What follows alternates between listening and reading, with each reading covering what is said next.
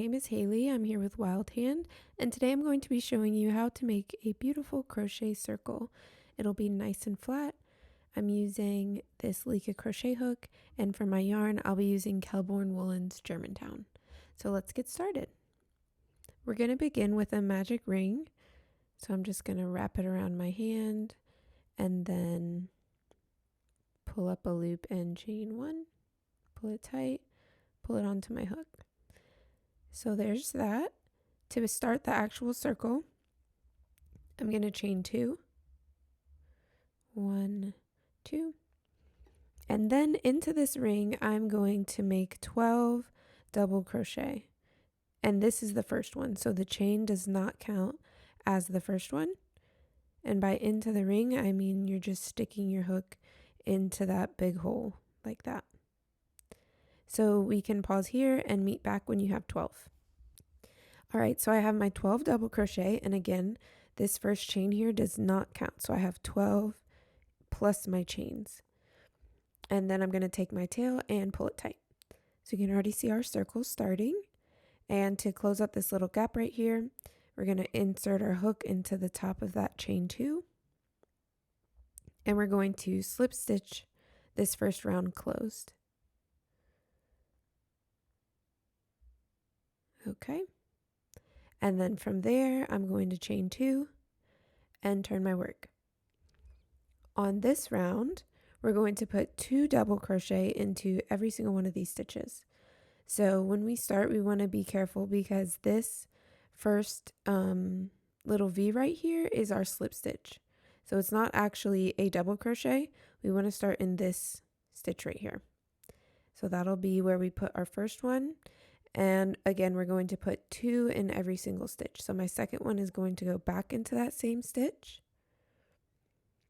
Oops. Okay, second one goes back into that same stitch.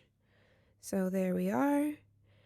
And then in the next stitch, I will also put 2 double crochet. So here's 1 and 2. I'm going to do that all the way around the circle. So pause here and let's meet back when you've completed that. All right, so here's my last double crochet. And then again, we are going to insert our hook into the top of that chain 2 and slip stitch this round together.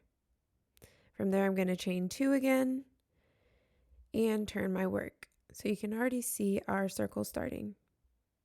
All right, so from here on out, each row is going to be a little bit different. So I like to consider this inner circle row 0, and this is row 1.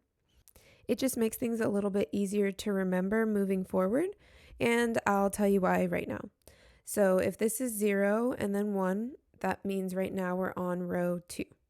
So on row 2, you're going to put 2 double crochet into every second stitch. So, and that's because we're on row 0, 1, 2. So on row 3, we would put 2 double crochet into every third stitch. On the next one, we would put 2 double crochet in every fourth stitch, and it goes on and on. So if you start this with 0, it makes everything else a lot easier to remember. So on this row, we've chained 2, and in the first stitch, we're going to do 1 double crochet right here. And then we are on row 2. So in this second stitch, we're going to put 2 double crochet. 1 and 2. So again, for this row, 1 double crochet in the first stitch and 2 double crochet in the second stitch. You're going to continue this all the way around. So go ahead and pause here and we will meet back when you have finished this round. So here's my last double crochet.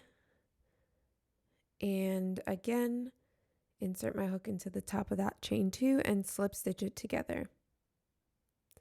Then chain 2, turn the work. So for round 3, we're going to work 2 double crochet into every third stitch. So first stitch gets 1, second stitch gets 1, and then again we're on row 0, 1, 2, 3, so the third stitch gets 2. So here's 1 and 2. So that's your repeat for this row. First stitch gets 1, second stitch gets 1, third stitch gets 2. So 1 and 2. And you will complete that all the way around. So I'm going to end my circle here. It's nice and flat, but that's not always the case. So I'm going to take a second to talk troubleshooting.